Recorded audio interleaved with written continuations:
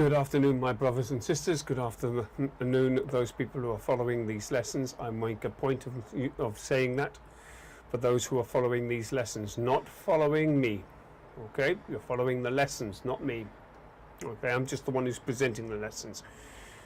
I'm thankful that for those people who have stuck with me this far, and for those of you who are following these lessons, we are now at lesson 25, the three figures of the Beit Knesset, or the three figures of the church. In this lesson, we're going to discuss a few things about the nature of the church, the three figures of the church, or the Beit Knesset, as I call it. The Beit Knesset meaning the house of the assembly.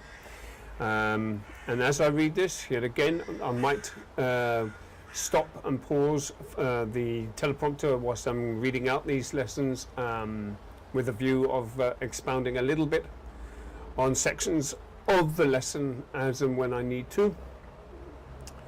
And the reason why is because these lessons do pack an incredible punch, and they do have quite a lot in them. And essentially, unpacking lessons like this is kind of interesting, and because they are thought-provoking. They do stir up the thoughts to get the thoughts to the point where you start to think a little clearer about what it is that's going on.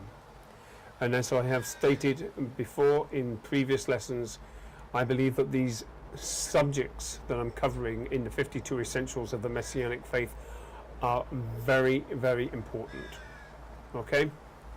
So without further ado, we'll move on to the lesson. But first of all, I think we'll have a prayer. Father in heaven, I ask you, Father in heaven, to use these lessons to bless those people who are following these lessons, to give them a deeper, a richer, and a clearer understanding of what it is to call oneself a fundamentalist Bible believer. I use those terms, Father in heaven, reservedly. A fundamentalist Bible believer. Because a fundamentalist Bible believer means that you have to get the fundamentals of our faith correct and our doctrine correct. For your word does declare that we are to watch our life and doctrine. So it's without further ado on that, Father in heaven, that I ask you that you bless these lessons to those people to whom are following these lessons, and bless them richly with it. In the name of Yeshua HaMashiach, I ask and pray. Amen. Okay, I'm now going to go through this lesson, and as I've said, if there's anything I need to stop and start on the teleprompter, I have written out the teleprompter myself, so it's not like somebody else is doing this work. This is the work I've done. Okay. Lesson 25, the three figures of the Beit Knesset, or the church. There are many figures applied to the Beit Knesset in the Bible. Each one is used to teach us truth relative to the nature and the work of the Beit Knesset. In this lesson, let us consider three of these figures. Part 1, Lesson 25. The Beit Knesset as the temple of Yahweh. Okay. The background for this figure is the Tanakh, the Old Testament temple. A few considerations of that temple will help us to understand what it is meant by calling the Beit Knesset the temple of Yahweh today. The plan of the Tanakh temple was given in David's day, and the temple itself was built in Solomon's day. The first thing we notice is that Yahweh gave a pattern for that temple, 1 Chronicles chapter 28, verses 10 through to 19. The next thing we notice is that the stones that went into building were so fitted and prepared before being placed into that structure that the building went together without the sound of either a hammer or an axe or a chisel. 1 Kings chapter 6 verse 7. The third thing we notice is that the temple was the place where the service of Yahweh was performed when Yahweh was getting ready to lead Israel into the promised land. He told them to destroy the places of worship of those heathen who had lived in that land. Deuteronomy chapter 12 verses 1 through to 3. Then he promised them that he would choose a place to record his name, and there they were to build their there they were to bring their burnt offerings, sacrifices, tithes, heave offerings, vows, free will offerings, and the firstlings of their herds and flocks. Deuteronomy chapter 12 verses 5 through to 11. They were warned not to offer these things to Yahweh at just any place, but it was to be in that place which Yahweh himself would choose. Deuteronomy chapter 12 verse 13 to 14. And according to 1 Kings chapter 9 verses 1 through to 3, the temple became the place where Yahweh recorded his name, and in which his service was to be performed by the priests. The last thing we notice is that the temple was the place of Yahweh's symbolic presence. In fact, it was his Shekinah glory that rested in that place. This was the purpose of David.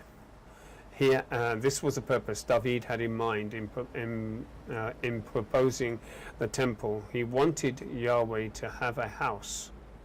1 Chronicles chapter 17 verses 1 through to 12. And when it was built, Yahweh's presence, which had been manifested at the tabernacle, now came to fill the temple. That is 1 Kings chapter 8 verses 6 through to 21, otherwise known or called the Shekinah glory.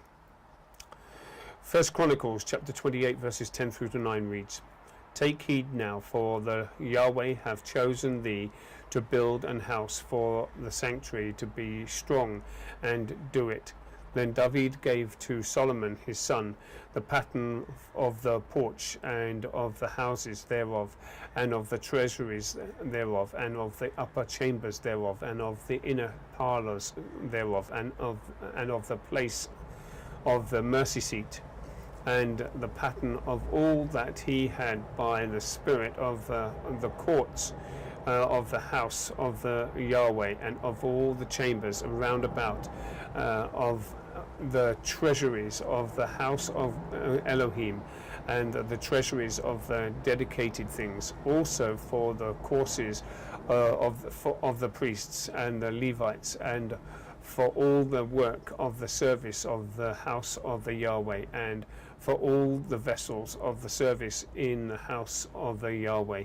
He gave of gold by weight for things of gold, for all instruments, for all manner of service, silver also for all instruments of silver by weight, for all instruments of every kind of service, even the weight for the candlesticks of gold, and for their lamps of gold by weight for every candlestick, and for the lamps thereof, and for the candlesticks of silver by weight, both for the candlesticks and also for the lamps thereof, according to the use of every candlestick, and by weight. He gave gold for the tables of showbread of every table, and likewise of silver for the tables of silver, also pure gold for the flesh hooks, and for the bowls, and for the cups, and for the golden basins. He gave gold by weight for every basin, and likewise silver by weight for every basin of silver, and for the altar of incense refined gold by weight, and gold for the pattern of the chariot for the cherubim, and that spread out their wings and covered the ark of the covenant of the Yahweh. All this, said David, the Yahweh made me understand in writing by his hand upon me, even all the works of this pattern. 1 Kings chapter 6 verse 7 reads, And the house when it was in building was built of stone, made ready before it was brought thither, so that there was neither hammer or axe or any tool of iron heard in the house while it was in building. That's an interesting passage. That's always intrigued me, that particular one, why he said that the sound of the chisel, the axe and the hammer shouldn't be heard in the quarries. That's why they had Solomon's quarries outside of Jerusalem. The quarries were quite away from the construction site. I always intrigued about that, and often wondered why the significance of having no sound of chisel, no sound of axe or hammer Interesting. Deuteronomy chapter 12 verses 1 through to 3. These are the statutes and the judgments which ye shall observe to do in the land which the Yahweh Elohim of thy fathers giveth thee, to possess it all the days that ye live upon the earth. Ye shall utterly destroy all the places wherein the nations which ye shall possess serve their gods, upon the high mountains and upon the hills and under every green tree. And ye shall overthrow their altars and break their pillars and burn their groves with fire. And ye shall hew down the graven images of their gods and destroy the names of them out of that place. Deuteronomy chapter 12 verses 5 through to 11 reads, But unto the place which the Yahweh your Elohim shall choose out of all your tribes to put his name there, even unto his habitation ye shall seek there, and thither thou shalt come. And thither ye shall bring your burnt offerings and your sacrifices and your tithes and heave offerings of your hand, and your vows and your free will offerings, and the firstlings of your herds and of your flocks. And there ye shall eat before the Yahweh your Elohim, and ye shall rejoice in all that ye put your hand unto, ye and your household, wherein the Yahweh thy Elohim have blessed thee. Ye shall not do after all the things that we do here this day, even every man whatsoever is right in his own eyes. For ye are not as yet come to the rest and to the inheritance which the Yahweh your Elohim giveth you. But when ye go over Jordan, and dwell in the land which the Yahweh your Elohim giveth you to inherit, and when he giveth you rest from all your enemies around about, so that ye dwell in safety, then there shall be a place which the Yahweh your Elohim shall choose to cause his name to dwell there. Thither shall ye bring all that I command you, your burnt offerings and your sacrifices and your tithes and the heave offerings and your hand of your hand, and all your choice vows which ye vow unto the Yahweh. Deuteronomy chapter 12 verses 13 and 14 reads, Take heed to thyself that thou offer not thy burnt offerings in every place that thou seest, but in the place which the Yahweh shall choose, in one of thy tribes. There thou shalt offer thy burnt offerings, and there thou shalt do all that I command thee. 1 Kings chapter 9 verses 1 through to 3 reads, And it came to pass, when Solomon had finished the building of the house of the Yahweh, and the king's house, and all Solomon's desire which he was pleased to do, that the Yahweh appeared to Solomon the second time, as he had appeared unto him at Gibeon. And the Yahweh said unto him, I have heard thy prayers and thy supplication that thou hast made before me. I have hallowed this house which thou hast built, to put my name there forever, and mine eyes and mine heart shall be there perpetually. 1 Chronicles chapter 17 verse 1 through to 12 reads, Now it came to pass, as David sat in his house, that David said to Nathan the prophet, Lo, I dwell in a house of cedars, but the ark of the covenant of the Yahweh remaineth under curtains. Then Nathan said unto David, Do all that is in thine heart, for Elohim is with thee. And it came to pass the same night that the word of Elohim came to Nathan, saying, Go and tell David my servant, Thus saith the Yahweh, Thou shalt not build me an house to dwell in, For I have not dwelt in an house since the day that I brought up Israel unto this day, but have gone from tent to tent, and from one tabernacle to another. Wheresoever I have walked with all Israel, spake I a word to any of the judges of Israel, whom I commanded to feed my people, saying, Why have ye not built me an house of cedars?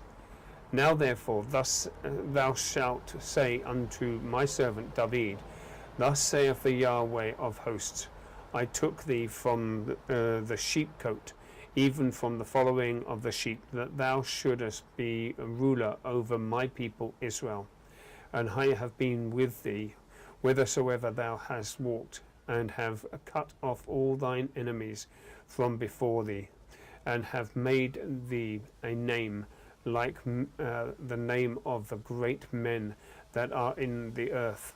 Also I will ordain a place for my people Israel, and I will plant them, and they shall dwell in their place, and shall be moved no more. Neither shall the children of the wickedness waste them any more, as at the beginning, and since the time that I commanded judges to be over my people Israel. Moreover, I will subdue all thine enemies.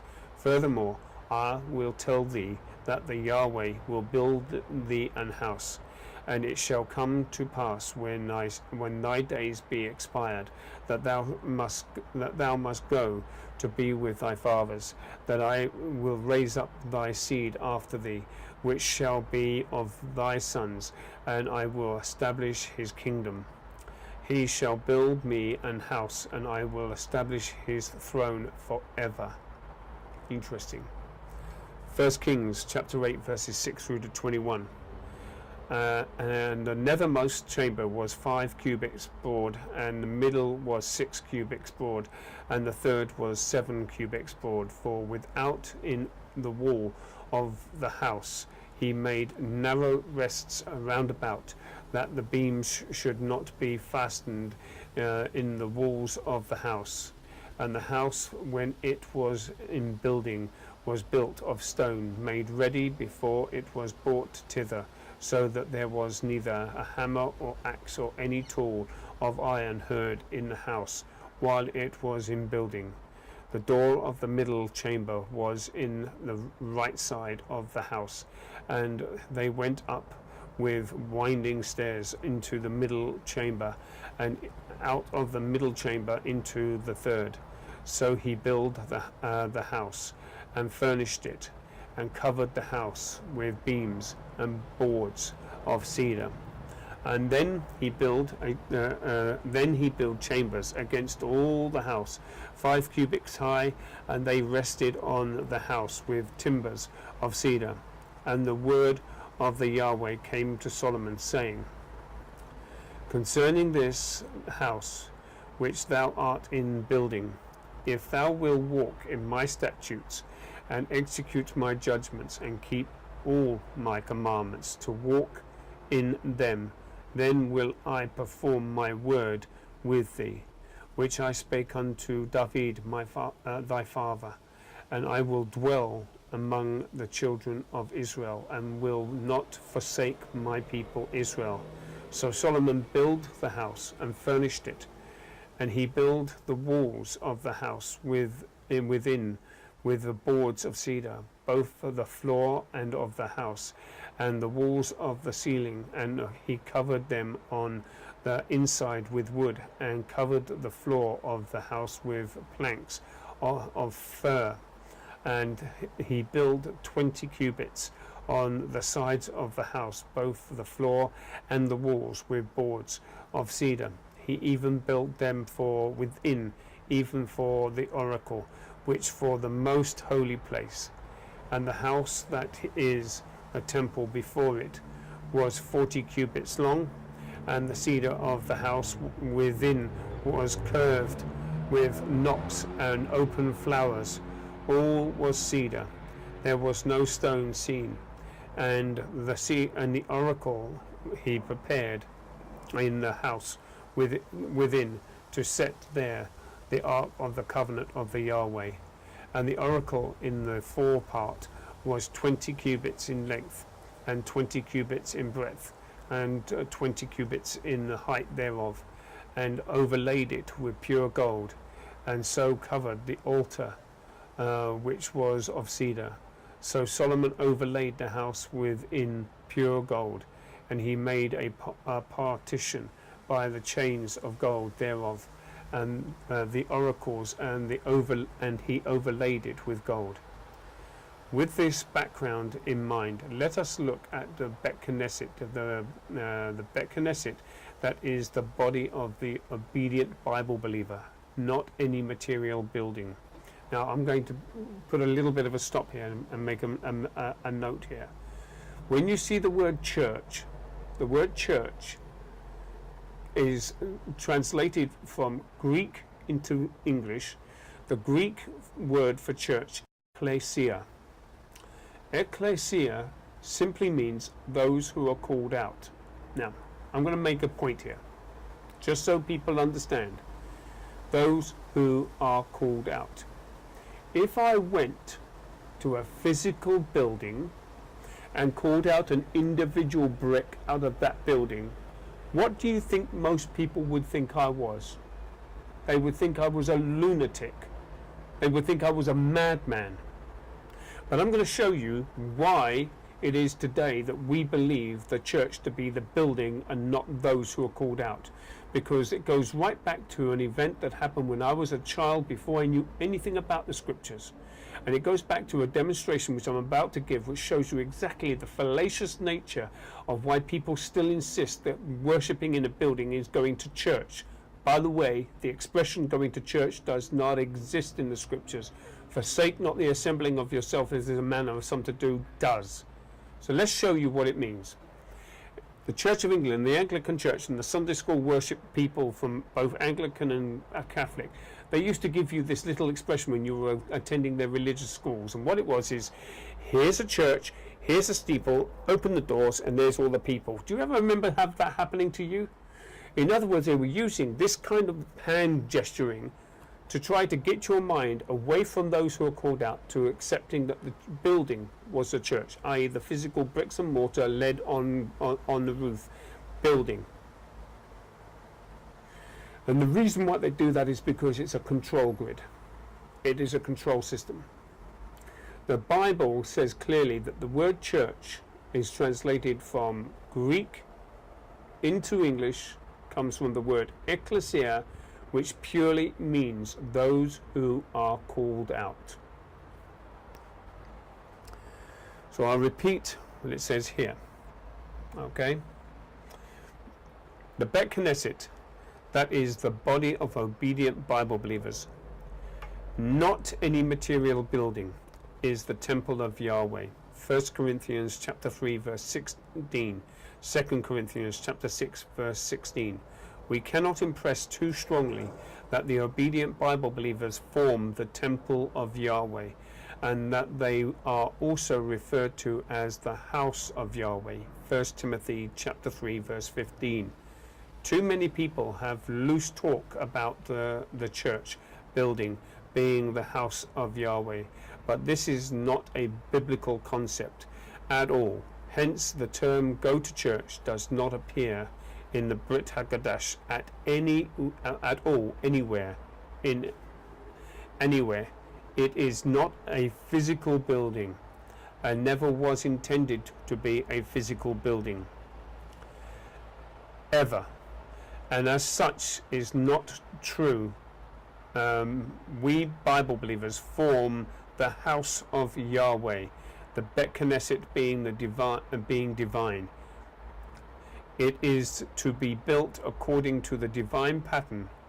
All the abundant teachings about the Beit Knesset found in the Brit Kadash constitutes the divine pattern for the Beit Knesset. The foundation upon which the Beit Knesset is built is composed of the apostles and prophets teaching Yeshua HaMashiach being the chief cornerstone. Ephesians chapter 2 verse 19 through to 20. We are the individual stones comprising the building, individual Bible believers are the stones. 1 Peter chapter 2 verse 5. So yeah, 1 Peter chapter 2 verse 5. And like stones in the Tanakh temple, we were squared and prepared to be fit beforehand. So every one of us had to be prepared by the divine plan of salvation before the Yahweh and Yeshua added us to the Beit Knesset. Acts chapter 2 verse 47. He added the saved, those who complied with the divine requirements. Bible believers are the priests whose service unto Yahweh. First Peter chapter 2 verse 5. Only those in Yeshua can serve Yahweh acceptably, and the Beit Knesset temple is the place of Yahweh's particular presence.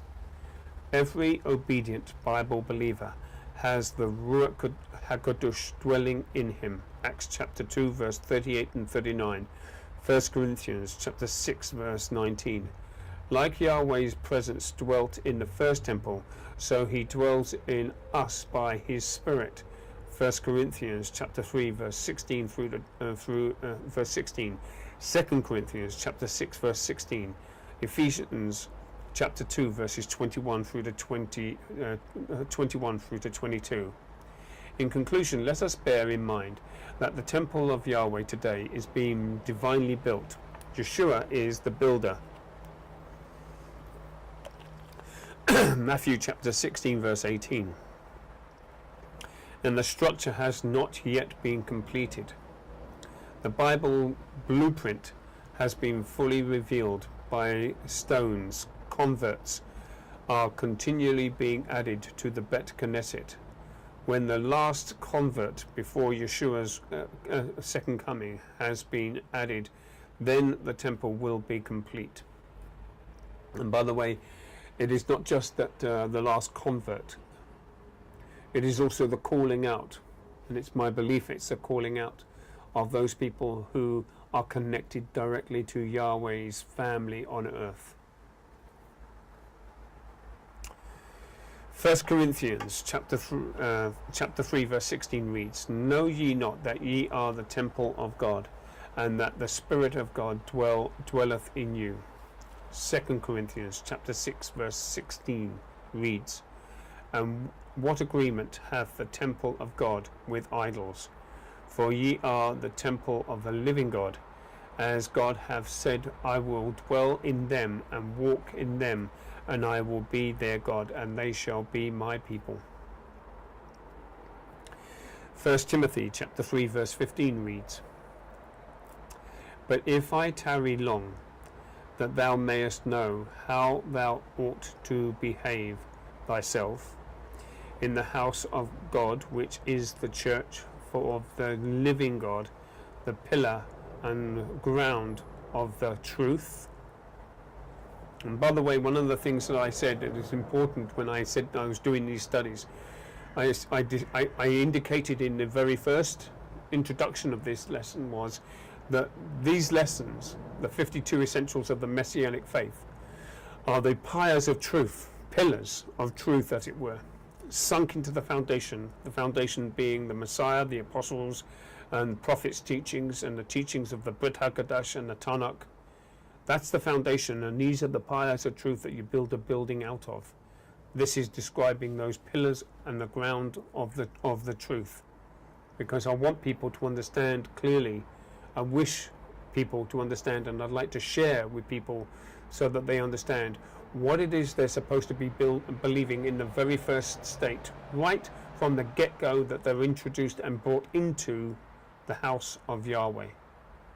Okay? Ephesians chapter 2 verse 19 through to 20 reads, Now therefore ye are no more strangers and foreigners, but fellow citizens with the saints and of the household of God, and are built upon the foundation of the apostles and prophets, Yeshua Emmanuel himself being the chief cornerstone. By the way, you might notice that when I use the word Jesus Christ, I actually interchange it, and I change it with Yeshua Emmanuel, because that's the address given to him way back when his birth was announced. Okay, it's in a fulfillment of a biblical prophecy. 1 Peter chapter 2 verse 5 reads, "Ye also are lively stones, are built up a spiritual house, and holy priesthood, to offer up spiritual sacrifices acceptable to God by Yeshua Emmanuel."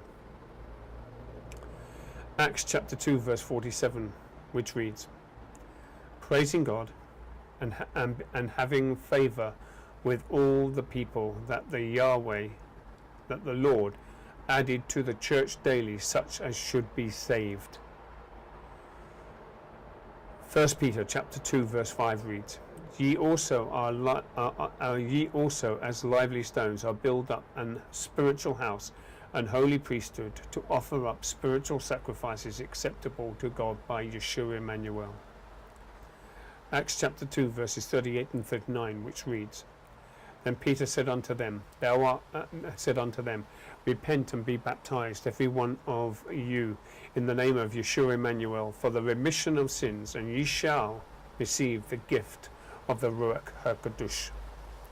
For the promise is unto you, and to your children, and to all that are afar off, even as many as the Yahweh our Elohim shall call." 1 Corinthians chapter 6 verse 19 reads, "What, know ye not that your body is the temple of the Ruach HaKadosh, which is in you, which ye have of Elohim, and ye are not your own?" 1 Corinthians chapter 3 verse 16, which reads, "Know ye not that ye are the temple of Elohim, and that the Spirit of Elohim dwelleth in you?" 2 Corinthians chapter 6 verse 16 reads, "And what agreement hath the temple of Elohim with idols? For ye are the temple of the living Elohim. As Elohim hath said, I will dwell in them, and walk in them, and I will be their Elohim, and they shall be my people." Ephesians chapter 2 verses 21 to 22, "In whom all the building fitly framed together groweth unto an holy temple in the Lord, in whom ye also are builded together for an habitation of Elohim through the Spirit." Matthew chapter 16 verse 18, which reads, "And I say also unto thee, Thou art Peter, and upon this rock I will build my church, and the gates of hell shall not prevail against it." Part 2, lesson 25. The Beit Knesset as the flock of Yahweh. Shepherding was common in Israel. Yahweh made use of that common knowledge to teach men things about the Beit Knesset. The Beit Knesset is called the flock of Yahweh. Acts chapter 20 verse 28, 1 Peter chapter 5 verse 2. The members of the Beit Knesset therefore are the sheep. Yeshua is the shepherd. John chapter 10 verse 11. Man is like as a sheep in so many ways, and he needs a shepherd. A sheep needs pasture for food, so does man's soul. A sheep needs a leader.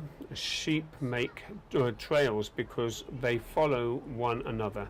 Man needs a leader to lead him aright. Sheep need protection against wolves and false shepherds, so man needs to be guarded against false teachers. As sheep gets into danger and the shepherd must rescue him, so does man. Now let us notice that Yeshua, our good shepherd, meets every need that we have. He leads us out to green pastures. John chapter 10 verse 9. Yeshua, our chief shepherd, charges the elders to feed us his word. 1 Peter chapter 5 verses 1 through to 4. Yeshua is the shepherd who leads us. John chapter 10 verses 4 and 5. Yeshua has warned us about the coming of wolves in sheep's clothing. Matthew chapter 7 verse 15. Yeshua is the good shepherd who came to seek and to save that which was lost, even giving his life for the sheep. Luke chapter 15 verse 4, Luke chapter 19 verse 10, John chapter 10 verse 11. Let us notice that the flock of Yahweh is composed of both Jews and Gentiles, but there is but one fold, one shepherd after the cross. John chapter 10 verse 16.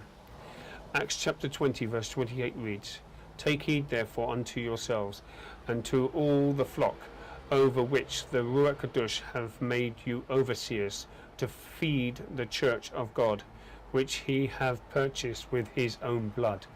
1 Peter chapter 5 verse 2 reads, Feed the flock of God, which is among you, taking the oversight, therefore, not by constraint, but willingly, not for filthy lucre, but of a ready mind. John chapter 10 verse 11 reads, I am the good shepherd. The good shepherd giveth his life for his sheep. John chapter 10 verse 9, which reads, I am the door. By me, if any man enter in, he shall be saved, and shall go in and out, and find pasture. 1 Peter chapter 5 verses 1 through to 4 reads, The elders which are among you I exhort, who am also an elder, and a witness for the suffering of Emmanuel, and also a partaker of the glory that shall be revealed. Feed the flock of God, which is among you, taking the oversight thereof, not by constraint, but by willingly, not for filthy lucre, but of a ready mind, neither as being lords over God's heritage, but being ensamples to the flock. And when the chief shepherd shall appear, ye shall receive a crown of glory that fadeth not away. John chapter 10 verses 4 to 5 reads, And when he putteth forth his own sheep, he goeth before them, and the sheep follow him, for ye know his voice, for they know his voice, and a stranger will they not follow, but will flee from him, for they know not the voice of the strangers.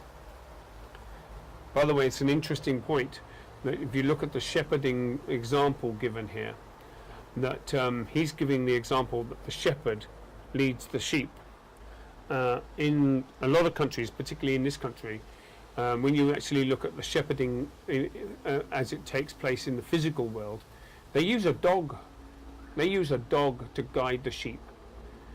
It's interesting, isn't it? They use a dog to guide the sheep. It's almost a dog. Well, a dog and a wolf are quite similar. So they're using a wolf to guide the sheep, rather than allowing the sheep to hear the voice of the shepherd and follow the shepherd. It's an interesting observation, that one. And I saw that once. When I saw that, I said, hang on. They're using a dog, which is another derivative of a wolf, to guide the sheep, rather than letting the sheep get to know the shepherd and following the shepherd's voice. Interesting point. Matthew chapter 7 verse 15 reads, Beware of false prophets, which come to you in sheep's clothing, but inwardly they are ravenous wolves, or ravening wolves. Luke chapter 15 verse 4 reads, What man of you, having 100 sheep, if he lose one of them, doth not leave the 99 in the wilderness, and go after that which is lost until he find it? Luke chapter 19 verse 10, For the Son of Man is come to seek and to save that which was lost. John chapter 10 verse 11, which reads, I am the good shepherd. The good shepherd giveth his life for his sheep. John chapter 10 verse 16, which reads, And other sheep have I, and other sheep I have, which are not of this fold. Them also I must bring, and they shall hear my voice, and there shall be one fold and one shepherd. Part 3, Lesson 25. The Beit Knesset as the body of the Mashiach or Messiah. Other figures used in the Beit Knesset. Other figures used in the Brit HaKadash to teach about the Beit Knesset is that of the body. Often is the Beit Knesset referred to as the body. Colossians chapter 1 verse 18, Colossians chapter 1 verse 24, Ephesians chapter 1 verse 23. Individual Bible believers constitute the members of the body. 1 Corinthians chapter 12 verse 27. Each member constitutes an important part of the body, just like eyes, ears, etc. of the human body. 1 Corinthians chapter 12 verse 14 through to 26. But what is it that gives direction to the members of the body? Everybody has a head for that purpose, and Yeshua is the head of the body. Colossians chapter 1 verse 18. The head is that which does the determining, and the members of the body carry out the decision of the head. So we, as members of the body of the Mashiach or Messiah, aptly say, not my will, Lord, but thine will be done. All things we are to hear, Yeshua. Matthew chapter 17 verse 5, Acts chapter 3 verse 22 to 23. For he have all authority in heaven and earth. Matthew chapter 28 verse 18. And Yahweh has given him to be head over all things to the Beit Knesset. Ephesians chapter 1 verses 22 to 23. As such we are to be subject to Yeshua in all things. Ephesians chapter 5 verse 23 to 24. Abiding in his doctrine. 2 John 9. We should realize that it is not for us to tell Yeshua that what we are going to do, but for us to do as he wills. Physically, something is wrong when our head decides one thing and our bodies do not react to our decision. So there is something wrong when the Beit Knesset refuses to obey the diktats of the head, of her head, Yeshua HaMashiach. Yeshua's work is that of seeking the lost and bringing the message of salvation to them. But he is in heaven at the right hand of Yahweh. How is it his message to reach? How is his message to reach the lost? Through the agency of the Beit Knesset. Yeshua commissioned his followers to bear that message to every creature. Mark chapter 16 verse 15. The manifold wisdom of Yahweh is to be made known through the Beit Knesset. Ephesians chapter 3 verse 10. The Beit Knesset is the pillar and the support holding the truth up to men's view. 1 Timothy chapter 3 verse 15. Yeshua's followers are the light of the world and the salt of the earth. Matthew chapter 5 verse 13 to 16. Yeshua uses our feet to go, our lives to carry out, and our lips to speak his message to men. If we do not go, how will men ever hear? And if they do not hear, how can they be saved? Romans chapter 10 verse 10 through to 17. In closing, let us notice that there is but one body, hence one Beit Knesset, over which Yeshua presides as head. Ephesians chapter 4 verses 4 through to verses 4. 1 Corinthians chapter 10 verses 17. 1 Corinthians chapter 12 verse 20. The Beit Knesset should be a freak if it had one head and many bodies. Oh, the blasphemy done to Yeshua by thoughtless and ignorant people who cannot see the viciousness and error of denominationalism. Colossians chapter 1 verse 18 reads, "And he is the head of the body, the church, who is the beginning and the firstborn from the dead, that in all things he might have the preeminence." Colossians chapter 1 verse 24, who now rejoice in my suffering for you, and fill up that which is behind of the afflictions of Emmanuel, or Christ, in my flesh, for his body's sake, which is the church. Ephesians chapter 1 verse 23 reads, which is his body, the fullness of him that filleth all in all. 1 Corinthians chapter 12 verse 27, which reads, "Now ye are the body of Christ, and the members in particular." 1 Corinthians chapter 12 verse 14 through to 26, which reads, "For the body is not one member, but many. If the foot shall say, because I am not the hand, I am not of the body, is it therefore not of the body? And if the ear shall say, because I am not the eye, am I not the body? Is it therefore not of the body? If the whole body were an eye, where were the hearing? If the whole were hearing, where were the smelling? If now hath God set the members, every one of them, in the body, as it hath pleased him, and if they were all one member, where were the body? But now are they many members, yet but one body. And the eye cannot say unto the hand, I have no need of thee, nor again can the head to the feet, I have no need of you. Nay, much more those members of the body which seem to be more feeble are necessary.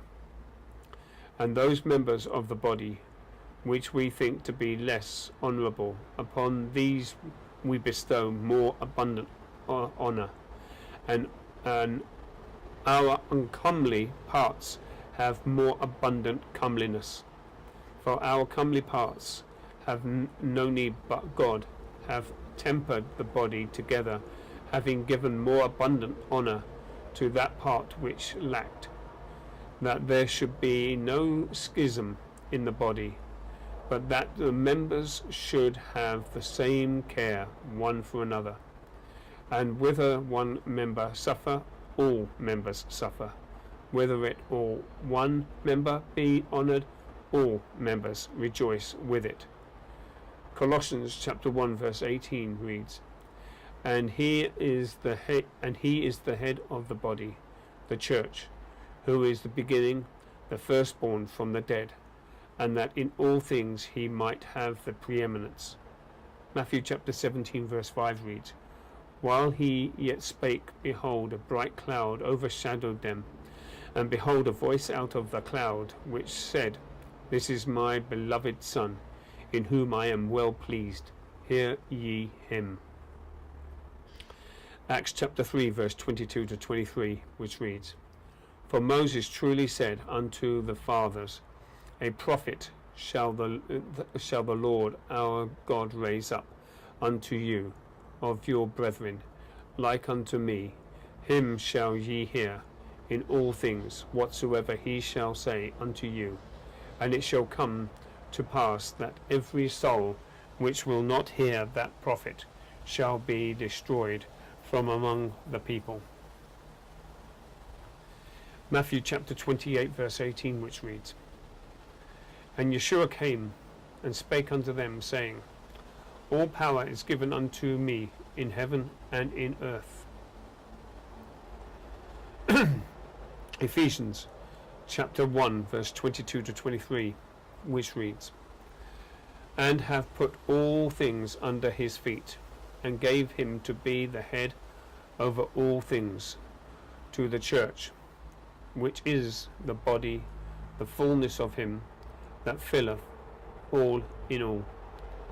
Ephesians chapter 5 verse 23 to 24, which reads, For the husband is the head of the wife, even as Christ is the head of the Beit Knesset, the church, and he is the Saviour of the body.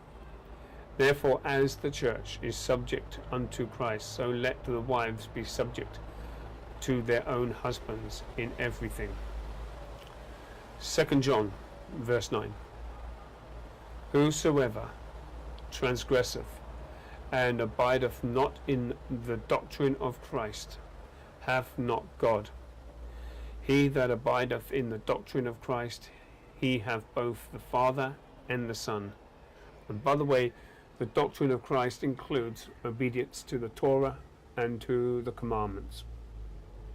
Just so that you know, for those people who are Trenters, I call those people who worship on a Sunday, who practice Sunday worship, who practice Sunday as being the new Shabbat, I will call you Trenters, because you're not honouring the scriptures. And it is, for me, it is a hot button issue when people say to me that I should belong to a church and the only churches around here are Sunday worshipping churches. That makes me feel rather inadequate and actually violated, because I feel like I'm being manipulated into believing and following something which is of men and not of God, not of Yahweh. Okay? Mark chapter 16 verse 15, which reads, And he said unto them, Go ye into all the world, and preach the gospel to every creature. Ephesians chapter 3 verse 10, which reads, To the intent that now unto the principalities and powers in heavenly places might be known by the church the manifold wisdom of God. 1 Timothy chapter 3 verse 15, which reads, But if I tarry long, that thou mayest know how thou ought to behave thyself in the house of God, which is the church of the living God, the pillar and the ground of the truth.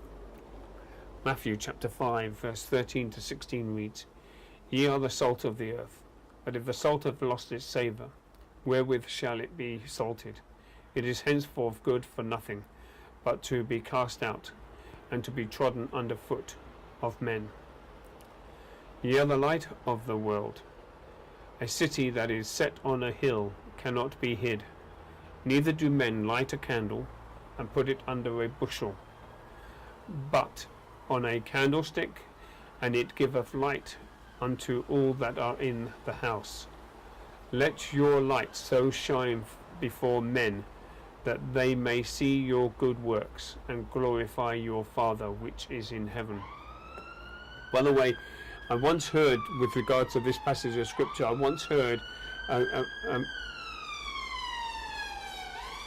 sorry, just an ambulance. I once heard an exposition of this particular passage of scripture, and it made for interesting insight.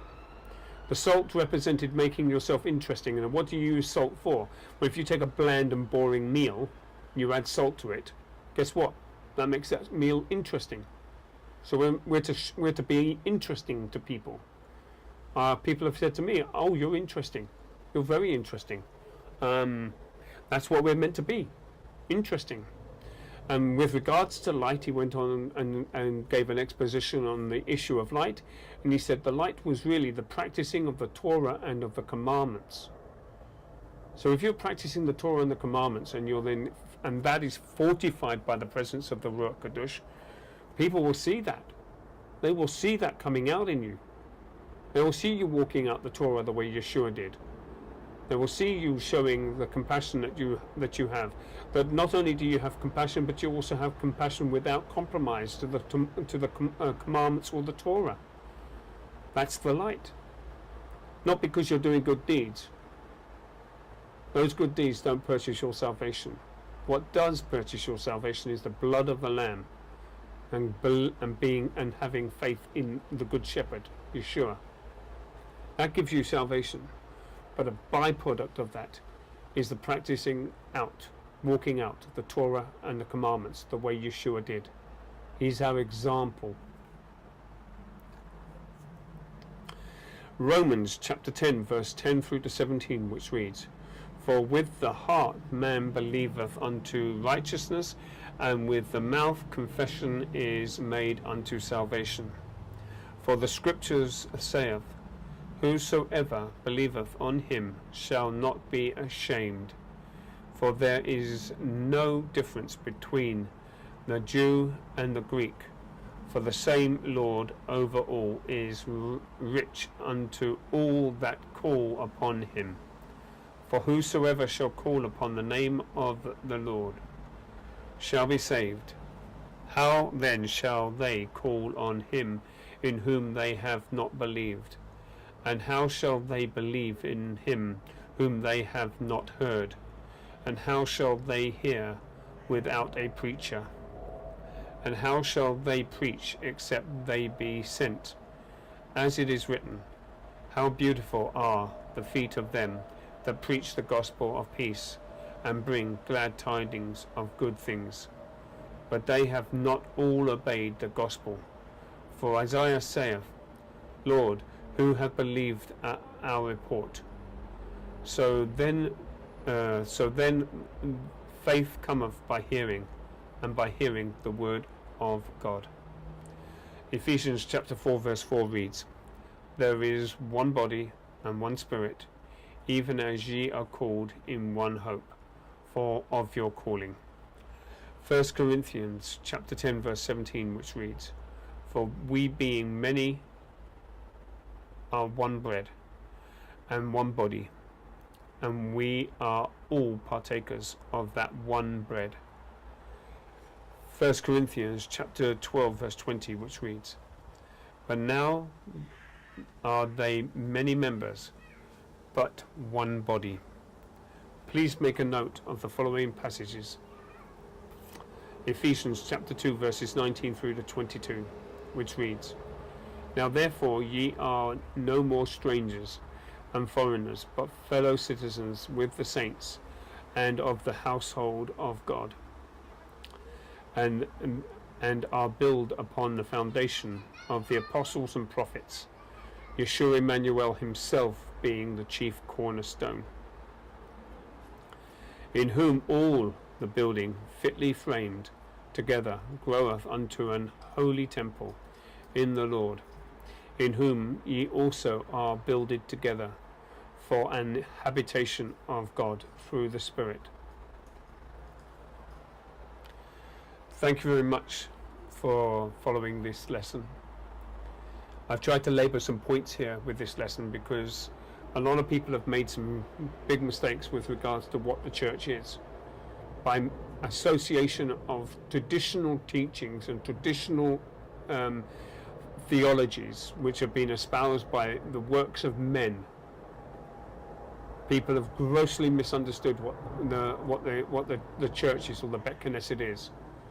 I hope that this study has opened up the possibilities for examining what this subject is all about to you, and I also hope that it has allowed you to see a little clearer about what the Beit Knesset is, what the church is. I'm going to repeat, it is not a physical building, bricks and mortar, lead on the roof building. It was never the intention for the church to be a building. It was meant to be the collection of saints wherever they may be. You don't have to worry about where you worship. You don't have to worship. In fact, it says in the scriptures, should we worship in the mountain? Should we worship here? No, you should worship the living Yahweh, the living God of Abraham, Isaac, Joseph, Jacob, and Moses, the living Yahweh of Abraham, Joseph, Jacob, and Moses, the living Yahweh who sent his only begotten Son, Yeshua HaMashiach, who came in the flesh. You shall worship him in truth and in spirit. No matter where. It can be someone's house. If you want to choose it to be a building, it can be a building. But it doesn't have to be a physical building. It can be wherever 2 or 3 are gathered in my name, declares Yeshua. There I am in the midst of them. It's a principle to give you an understanding of exactly how you need to be liberated from the traditions of men. Unfortunately, these traditions, by the way, do create strongholds in the mind that are almost impenetrable to break from the mindset that people have.